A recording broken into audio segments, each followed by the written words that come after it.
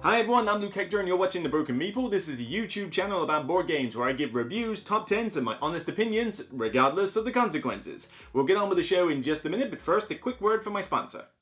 As a fellow gamer, you'll understand this is unacceptable. The solution? Head down to my new sponsor, KIENDA.co.uk. KIENDA stocks many of the hot new releases as well as some old hidden gems. Free delivery on orders over £30, further discounts on bulk purchases, and even 5% of your spending refunded back to you as points to be used for further discounts down the line. If you use the referral link in the description below and sign up for a new account, you'll get 5% discount on your first order over £60. So let's make gaps in your collection a thing of the past. Get down to KIENDA and start saving today. Thank you for listening and enjoy the rest of the video. Get on with it. So I'm finally taking a look at Heat. Why finally? Because, well, everybody else has already done it seems. But I had other stuff to review. I had stuff that was all review copies with deadlines. This is not a review copy. I purchased this myself. This is literally like, Patreon money going to something good to get a copy of a game that I wasn't necessarily going to buy at first and then actually give you some content on the subject. So by all means, if you can, subscribe to it and help the channel out further. But I wanted to at least give this one some thoughts because man is this getting a buzz. Everybody is raving about this game and I've seen it played at local conventions, I've seen reviewers talk highly of it, so I was like, okay, fine, let's jump into it and see. I played it once beforehand at Essen, but my thoughts were mixed. I played it there and I liked it, but I thought it was very long. This was a first teaching game, I admit, but we played it with I think we played it with 5 or 6 players, I can't remember. And I just remember the game going on very long for a racing game. And bearing in mind, I love Downforce, I love Flamme Rouge, I love Snowtails. All of those can be played in less than an hour, and Downforce can be played in like 30 to 40 minutes. I mean, it is super quick. This one was taking a good while to get like 2-3 laps of the race done. And I'm like, oh blimey, is this going to be like Formula D where you pretty much just do 1 lap and stick with that because Formula D goes on for ages as well? And it's like, I don't know. But that was at Essen. First game, who knows? We come back home and see what's what. Heat, to put it simply, because I'm trying to cut my overviews down in a sense, is basically, as you say, a race game. Each of you has a car on the track, and you have a deck of cards, which is very basic. They just have a bunch of speed ratings on them, and you also have some heat cards as well as some stress cards. So a stress card is basically a random draw of the deck, and a heat card is basically what you have in your engine. Players have a player board in front of them, they have their deck here, they have heat in the middle, and a discard pile for there. So, let's just grab a few heat just to showcase on this board. And basically, it's just an 8-step process every turn. So the player who's at the front goes first, and then players will, choose what gear they want to be in. So I don't want to be in first, second, or third, but there's a downside to going up and down too fast. And then on your turn, you essentially select as many cards in your hand as you are in gear. You play them face down, and then in turn order, you flip them over, resolve how fast your car is going around the track. Let's see if I can bring this back a little bit here. So, yeah, there we go. You can see this corner. So, I flip over 9. So, okay, I'm going to go 1, 2, 3, 4, 5, 6, 7, 8, 9. You go as many spaces as you like. But when you get to corners, you need to slow down for them because if you go round too fast, you'll take extra damage in the form of heat. Heat is basically a dead draw card that you draw into your deck. So you start off with 6 in your engine, and every time you have to spend heat for a reason, the heat goes into your discard pile, but eventually you're going to draw that back into your hand, and you can't get rid of these, you can't play them, so eventually you're going to have to either cool down, which is another symbol you can get to put them back in your engine, or you're just going to have to accept that at some point you might actually spin out and you might need to kind of reset your engine and go again. Depends how bad you go round corners. But essentially what will happen is that players will be doing this rinse repeat as they go around and do multiple laps of the track, and naturally when you get to the end, first place, second place, third place. Now if you're just doing one race, it's basically who wins the race, but you can do a championship mode with some of the advanced rules in the second book, which allow you to play multiple races one after the other, and you'll get victory points instead.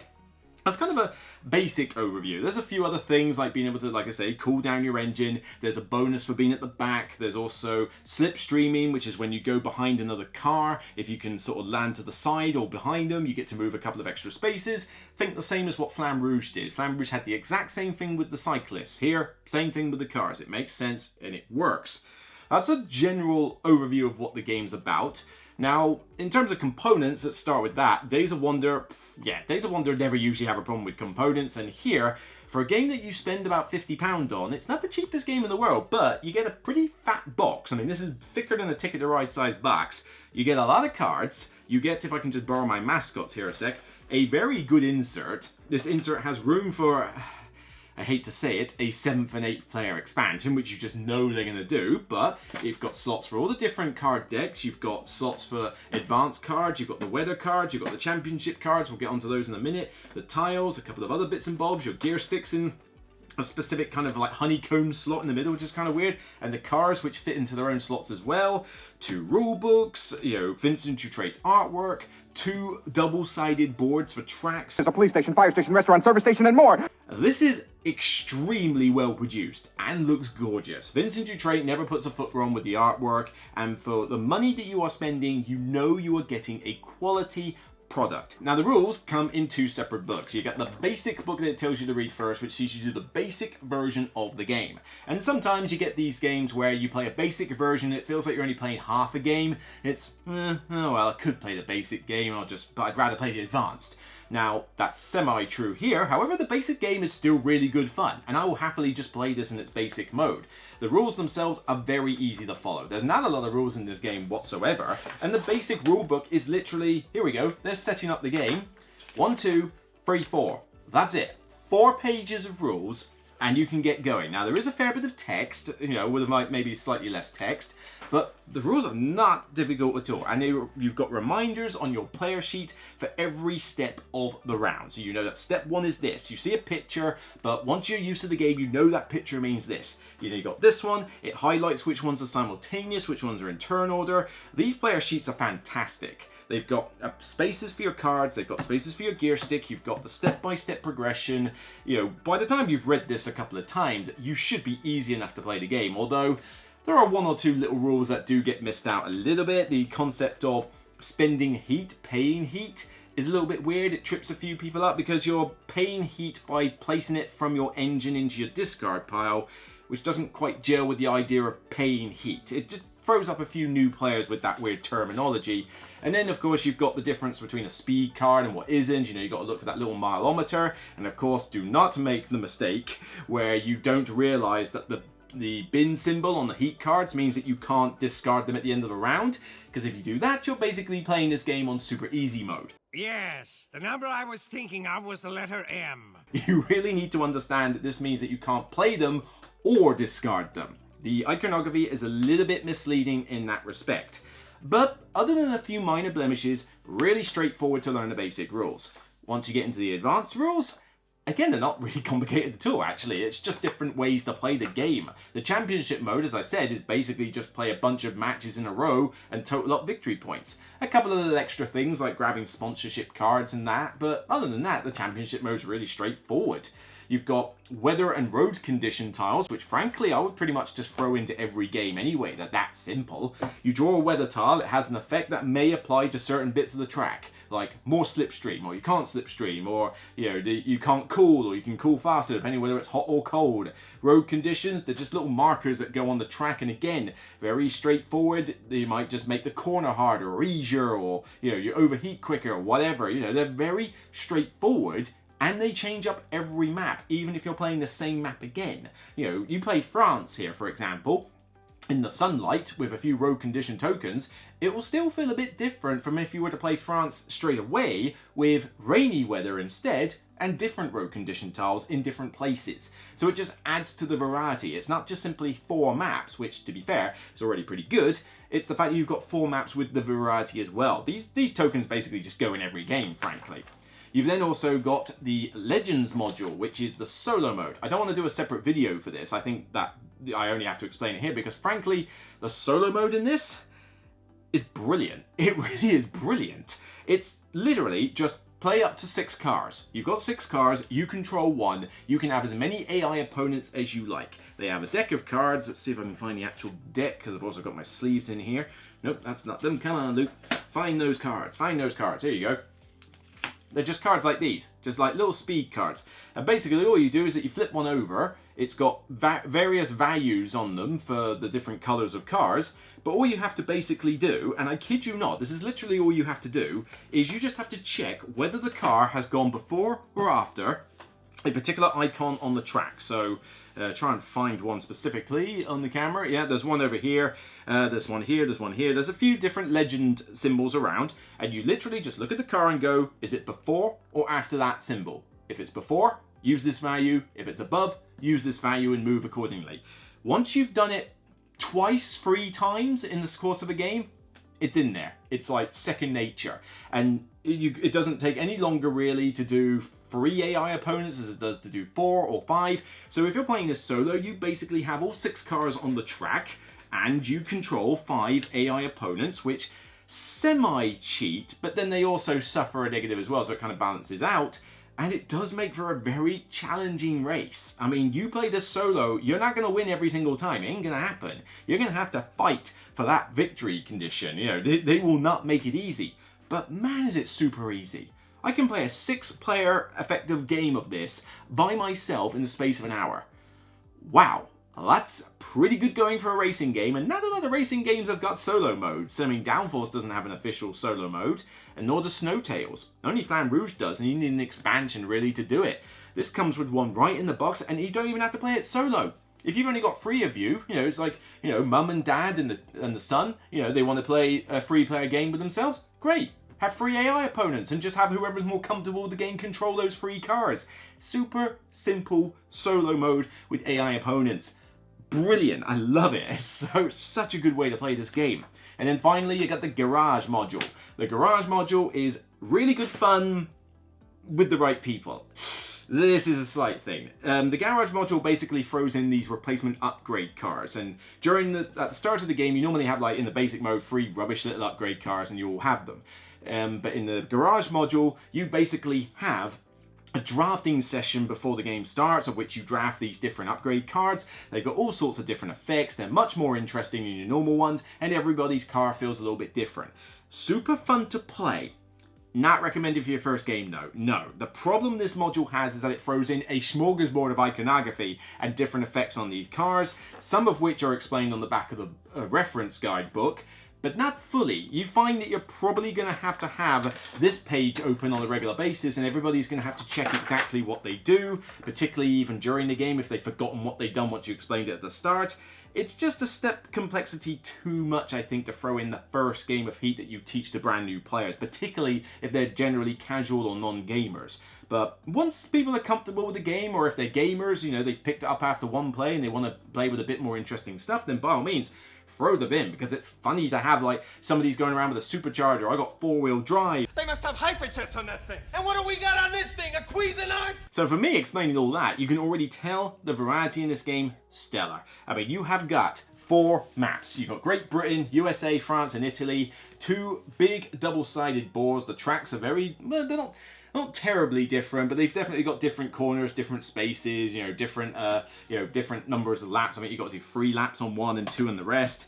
Although 3 laps on, I think it's Great Britain has to do 3 laps, and that one drags out a bit. So we'll get onto that in a minute. But you know, the rest of them, you know, pretty great. But 4 maps.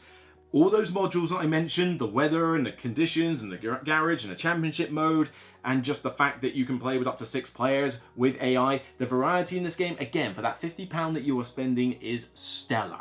So there's a lot of good stuff to say about this game, it's gotta be said. Here's a negative though, that time length. The time length is a little bit on the fragile side. Now, when I played this at Essen, I do think it dragged on way too long for a racing game. It was going on to like 90 minutes plus, and I'm like, that doesn't sound that long, but for a racing game, especially when you can get Downforce done in half the time, I'm like, come on, this is called pedal to the metal. It's implying fast. It should be a faster game. Now, in the subsequent games I've played with different varying player counts and different groups, bear in mind this is probably a game you're going to play with different people pretty much all the time, but it really does depend on the players with this. If you've got gamers playing this, or people who don't overanalyze tracks and that, This game actually does go on at a pretty quick pace. There's a little bit of downtime if you've got 6 players sitting around and, like, you know, you've got to go through all 6 players before it gets back round to you. But it's not a huge wait. And the 3 lap race, I think, is a little bit long. I think 3 laps is quite a lengthy amount of time. I mean, yes, the track is a bit shorter to compensate, but it doesn't compensate enough. I think Great Britain is still the slowest, longest track out of the 4. But that doesn't make it a bad one. It just means you're going to be there for a little bit longer. But if you've got it's basically one of those cases that it's as long as the lowest common denominator is going to make it. If you've got somebody who doesn't pick up these rules, and they're not crazy complicated rules, but if there's somebody in your group who's not getting it, or is very slow, AP, deciding what cards they want to do, because it's simultaneous, but you may just get that person who takes ages to decide which of the 7 cards they're going to use, it does drag the game out while you're waiting for that person. Well, we're waiting. 2 or 3 players will get this game done in an hour, no problem. It's super, super quick. 4 players, about the same. I played a 4-player game. No, I played a 5-player game actually last Monday, in fact. And that game was fine. We played Great Britain. It was 3 laps. I did feel it dragged on. It got to the 90-minute mark. Part of that being because we did have 1 or 2 slow players in that group, and, you know, trying to, like, wait for them to do their stuff. You know, you can't exactly plan out much else once you've got your cards down. It did slow things down to a little bit, but it's helped if you've got somebody who's good at teaching the rules and can moderate the game, you know, get people to do their bit, recognize the turn order, like, right, blue next, red next, yellow next. It's not too bad. I think that it's not as slow as I originally thought it was at Essen. I don't think that this is super, super fast. I think Downforce and probably Snowtails are probably going to have the upper hand in that front. But this is kind of somewhere in the middle. It's still really quick. It still, like, doesn't outstay its welcome 90% of the time. And so, lengthwise, decent. There is a little bit of a catch-up issue as well with this, because it's usually, with 6 players, for the most part, it will typically be a race with, like, the top 4. Like, the top 4 are going to jostle for position, and then eventually somebody will break through, or somebody will make a mistake, and it'll be costly. But if you're constantly at the back, you could very well just be at the back for the whole game, and that doesn't feel quite as fun. Yes, there's a little adrenaline catch-up system where you get 1 extra movement, big whoop, and, you know, an extra bit of cooling, which is not too bad. But if you really are stuck at the back, it's very difficult for you to catch up if the other players kind of know what they're doing. You know, they have to make fairly critical errors for somebody who's in 6th place to suddenly end up in 1st. They've gone to plaid. You don't end up with a lot of those situations too much, or at least I've never seen one. In various games, I've usually seen that 1 or 2 people, usually 1 but 2 people in a 6-player game, who start off badly, don't quite recover. They're usually on the back foot for the whole game, which, like I say, doesn't take more than an hour and a bit to finish, but still, it's not that fun when you've kind of cooled the fact that you're not going to win. But, as I say, it doesn't happen all the time, but bear that in mind in particularly a 6-player game, you know, 5 or 6 players, you might just have a little bit of a catch-up issue. So Heat, pedal to the metal. Is it as good as everybody keeps saying it is? Yeah, it is. It really is, actually. It's solid. Now, I don't think it's super, super fast like a lot of other people are claiming, like 6-player games with 5 new people in an hour. Touch and go. I am a little bit dubious on that, but once you've got that first game underway, boom, you'll still finish pretty quick, and unless you've got really slow AP players, you should be able to avoid the 90-minute nastiness that I've seen. But, you know, people who are familiar with the game, or gamers, you could get this done in an hour and a bit, and it will be a good fun time with some potentially tight scoring. The rules are very accessible for new gamers, you know, and very quick to refer back to. The player sheets are a good reference aid. The cards and artwork and the components are top notch for something that only costs £50, 50-55, around that sort of mark I've seen it online for. It really is a stellar game, and finally, I'd say a return to form for Days of Wonder, because recently, I haven't seen a huge amount from them, and they've had a few flops in recent years. I mean, Deep Blue wasn't a very well-received game. What was it called? The River? Yeah, The River, that really simple one. Nice, but meh. You know, they made some very meh games, or slightly disappointing games. This feels like classic Days of Wonder. This is kind of like what Memoir 44 for Days of Wonder did for war games. This is doing for racing games. This is now Days of Wonder back at their peak. Do I wish it was maybe just that little bit shorter? Yes. Do I wish that maybe I didn't have to refer to a smorgasbord of iconography for the garage icons? Yes. And certainly, you know, do I wish that the graphic design and maybe a couple of the rules were just worded slightly differently? The idea of paying heat, which is not technically paying, it's kind of weird. You know, these are small nitpicks, but I still have a good time with this. I still think it's going to be one of my favorite racers. Is it better than Snowtails? Ooh, I do really like Snowtails, but then this is definitely up there. I'm giving this one a solid 9 out of 10. It's, you know, very close to a 10 even. I mean, I do think it is really that good. But I think a 9 out of 10 is probably more fair for this. It's still easily a distinction level game. Still definitely one I recommend. If you're into racing games, this is one that you need to have in your collection. Will it convert you onto racing games? Most likely not. You know, it's kind of what you'd expect from a racing game, but it gives you the feel of a racing game. Tight corners, close slipstreaming, you know, like pushing, jostling for position. Those sort of feelings come in this game, and if you want to add a little bit of extra complexity to it, well, then you have multiple modules to do to your heart's content. But honestly, if you literally just wanted me to play the basic version with none of those modules in, I'd still play it. Maybe I would probably rate it closer to an 8 out of 10 without the modules included, but easily goes up to a 9 once you shove them in. It really is a great racing game, and it's nice to see Days of Wonder back in its strong form again. So that's it for me on this episode of The Broken Meeple. If you like what you see, please remember, thumb up this video here on YouTube as well as Board Game Geek. Consider the Patreon if you want me to get more games like this to give my thoughts on, but most of all, get your thoughts down below. I want to know not only your thoughts about Heat in general, but also racing games. What racing games have you played? Do you love? I've already mentioned Downforce, Flamme Rouge, Heat, and Snowtails. And there's various other ones. I really would like to get the Road to El Dorado, the Quest for El Dorado, that game, because I hear that's a kind of deck building racing game. But there's a bunch of others like Power Boats and a few other ones that are like impossible to get hold of now that I would still like to play. I really do like a good, fast racing game. So let me know your thoughts. What are your favorites? So until next time, you can check out more content on the channel, including the review I did for Wayfarers of the South Tigris, the new game from Garfield Games. But of course, check out everything else I've done since then, because believe me, it's been a lot of content. Not long before I got to do the top 10 of 2022, and we'll see whether this can feature on that one. So we'll see in the future. So take care, and remember, regardless of whether you came first or did not finish, it's still only a game. Bye for now. They've gone to plaid.